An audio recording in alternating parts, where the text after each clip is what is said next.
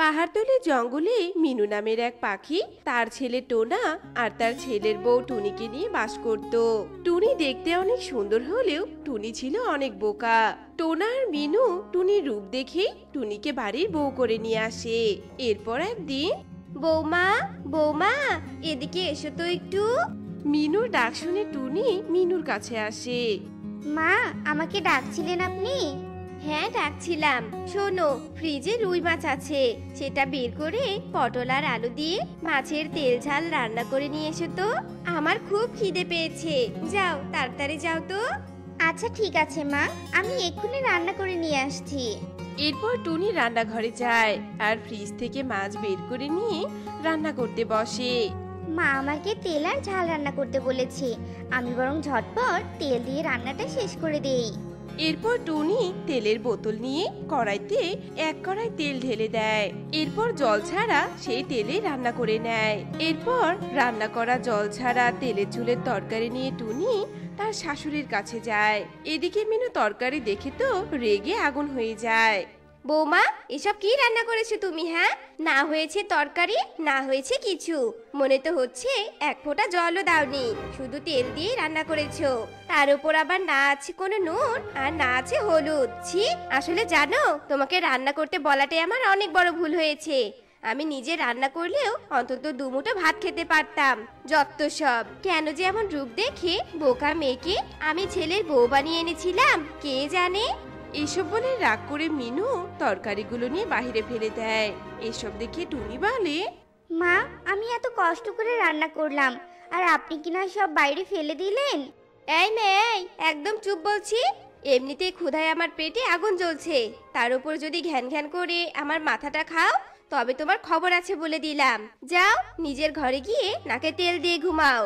মিনুর কথা শুনে বোকা টুনি সত্যি সত্যি নিজের ঘরে গিয়ে ঘুমিয়ে পড়ে। এদিকে টোনাও বাড়ি ফিরে আসে আর টুনিকে ঘুম থেকে ডেকে বলে, গিন্নি, আমার শরীরটা অনেক ক্লান্ত হয়ে গিয়েছে, আজ আমার পরিশ্রমটা অনেক বেশি হয়ে গিয়েছে জানো। আমার জন্য একটু ঠান্ডা জলের শরবত বানিয়ে নিয়ে এসো তো। আচ্ছা ঠিক আছে, তুমি বসো, আমি এক্ষুনি নিয়ে আসছি। এরপর টুনি রান্নাঘরে যায় আর এক গ্লাস ঠান্ডা জলে কিছু লবণ মিশিয়ে টোনাকে এনে দেয়। আর টোনা অনেক খুশি হয়ে যেই না শরবতটা মুখে নেয় অমনি, ওয়াক থু, গিন্নি, এটা তুমি কি শরবত বানিয়ে এনেছো? হ্যাঁ, একটু চিনি দাওনি তুমি, না দিয়েছো একটু লেবু, না দিয়েছো কোনো চিনি, শুধুমাত্র জল আর নুন দিয়ে বানিয়ে এনেছো তাই না? তুমি তো আর আমাকে আগে বলনি যে শরবতে চিনি আর লেবু দিতে হয়, বললে তো আমি ঠিকই দিতাম।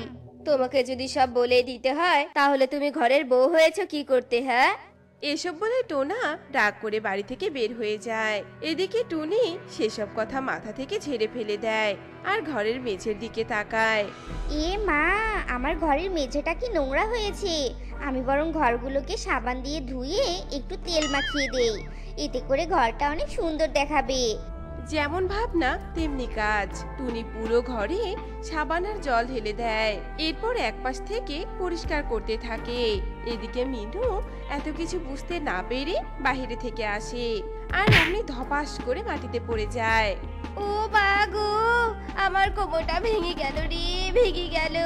এমন গাধার মতো মেঝেতে সাবান জল কে মাখিয়ে রেখেছে? হ্যাঁ, ইস, গেল রে গেল। মিনুর চিৎকারের শব্দ শুনে টুনি সেখানে দৌড়ে আসে আর মিনুকে মেঝেতে পড়ে থাকতে দেখে, মা, আপনি এত বড় পাখি হয়ে এভাবে মেঝেতে পড়ে গিয়ে কান্না করছেন? মা, আমার তো খুব হাসি পাচ্ছে। বেয়াদব বোকামি কোথাকার, নিশ্চয়ই এসব তোমার কাজ তাই না? আর এমন কাজ করে বেহায়াদের মতো করে হাসছো, হতচ্ছাড়ি কোথাকার। আমাকে তোলো বলছি এক্ষুনি। এরপর বোকা টুনি মিনুকে তুলে নিয়ে তার ঘরে আসে। এদিকে দেখতে দেখতে রাতও হয়ে আসে। এদিকে রাতে টোনা বাড়িতে ফিরে আসে আর সাথে একটা কচু নিয়ে আসে। টুনি ঘুমানোর কারণে টোনা আর তাকে না ডেকে টোনাও ঘুমিয়ে পড়ে। এদিকে দেখতে দেখতে সকাল হয়ে আসে। টুনি ঘুম থেকে উঠে কচুটা দেখে বলে, এ মা, আমি যে স্বপ্নে দেখলাম আমি কচু চাষ করেছি আর আমার কচু গাছগুলোতে অনেক হিরে ধরেছে, আর এখন তো সত্যি সত্যি আমার ঘরে কচু। তার মানে আমি এই কচুটা লাগালে আমার কচু গাছ হবে আর তাতে হিরেও হবে। এসব বলে টুনি কাউকে কিছু না বলে কচুগুলোকে নিয়ে তার উঠোনে লাগিয়ে দেয়। এমন সময় সেখানে মিনু চলে আসে।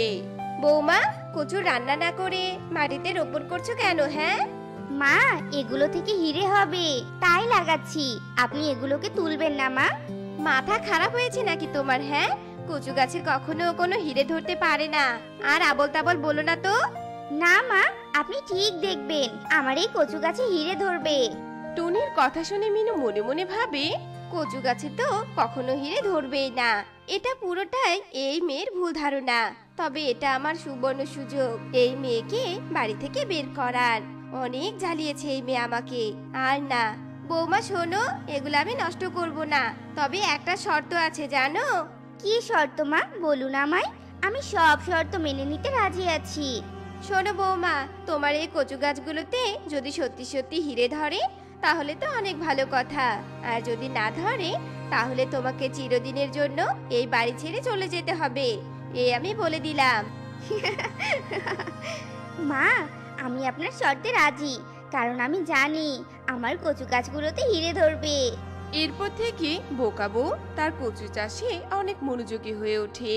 সারা দিন রাত এক করে কচু গাছের যত্ন করে। এভাবে দেখতে দেখতে বেশ কিছুদিন কেটে যায়। বোকা বউ টুনির কচু গাছগুলো অনেক বড় হয়ে যায়। এরপর একদিন মিনু বোকা বউ টুনিকে বলে, বৌমা, তোমার কচু গাছগুলো তো পরিপক্ক হয়ে গিয়েছে। কই, এখনো তো এই কচু গাছগুলোতে কোনো হিরে ধরলো না? ধরবে মা, ধরবে। আর কটা দিন গেলেই ধরবে। আর কখনোই ধরবে না। এবার তুমি শর্ত অনুযায়ী আমার বাড়ি থেকে বেরিয়ে যাও তো বাবা। যতদিন থাকবে ততদিন শুধু আমার ভাতগুলোই নষ্ট হবে। মা, এভাবে বলবেন না মা।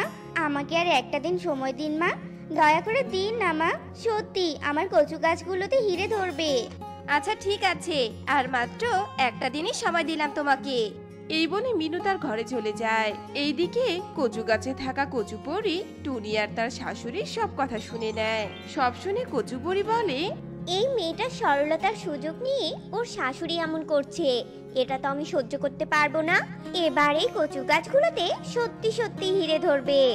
এরপর কচু পরি তার জাদু দিয়ে সবগুলো কচু গাছে হিরে প্রকট করে। এরপর কচু পরি অদৃশ্য হয়ে যায়।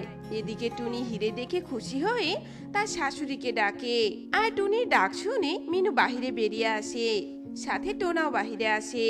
হিরে দেখে তারা বলে, বৌমা, তোমার কাছে তো সত্যি সত্যি হিরে ধরেছে। এরপর মিনু হীরের কাছে গিয়ে কিছু একটা ভেবে টুনিকে বলে, বৌমা, এগুলো তো সব নকল হিরে। তুমি আমার সাথে প্রতারণা করেছো, তাই না? বেরিয়ে যাও, বেরিয়ে যাও বলছি এক্ষুনি আমার বাড়ি থেকে। মা, এগুলো তো আমি আসল হিরেই দেখতে পাচ্ছি।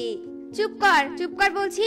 তুই আমার থেকে বেশি জানিস, তাই না? চুপ করে থাক। টুনি, তুমি এক্ষুনি বেরিয়ে যাও আমার বাড়ি থেকে বলছি। মা, আমার সাথে এমনটা করবেন না মা। মিনু টুনির কোনো কথাই শুনতে চায় না। এমন সময় সেখানে কচুপরি প্রকট হয়। আর কচুপরি বলে, টুনি সত্যি কথাই বলছে, আর এগুলো সব আসল হিরে।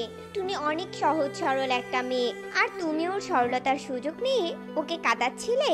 তাই তো আমি ওর অবাস্তব স্বপ্নটাকে সত্যি করে দিয়েছি, আর তোমার জন্য শাস্তির ব্যবস্থা করেছি। আমি সব বুঝতে পেরেছি। আমি আমার ছেলের বউয়ের সাথে খুব অন্যায় করেছি। আমি আর কখনোই এমনটা করব না। আমি অনেক যত্নে রাখবো আমার বোকা বৌমাকে। তবুও আমাকে তুমি কোনো শাস্তি দিও না পরি। ঠিক আছে, ঠিক আছে, আমি তোমাকে মাফ করে দিলাম। এরপর কচুপরি সেখান থেকে অদৃশ্য হয়ে যায়। এদিকে মিনুও তার বোকা বৌমার কচু চাষে সন্তুষ্ট হয়। আর কখনোই টুনির সাথে মিনু খারাপ আচরণ করে না। টোনা তার বোকা বউকে অনেক ভালোবাসতো আর অনেক যত্ন করত। তো বন্ধুরা, আমাদের আজকের এই গল্পটি তোমাদের কাছে কেমন লেগেছে তা কমেন্টে জানাতে ভুলো না কিন্তু।